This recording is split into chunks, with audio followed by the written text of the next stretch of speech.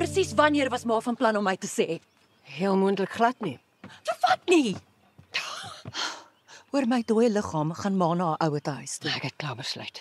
Ek wil dit nie hê nie. Nou, maar wat as ek dit wil hê? Ma wil dit ook nie hê nie. Genade.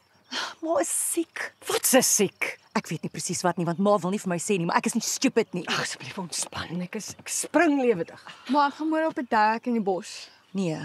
Dis net die ander kant. My antwoord is nee. Dit is nie die plaas hierdie nie, dis 'n woud. Daar is bobbejane en slange en als. Boskappers, nee. Ek het 5 nie.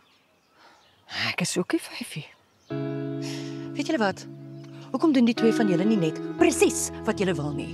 Want ek is net hier in die middel en probeer my bes om 'n goeie dogter en 'n goeie ma te wees. Maar die twee van julle maak dit bykans onmoontlik om enigstens vir julle om te gee.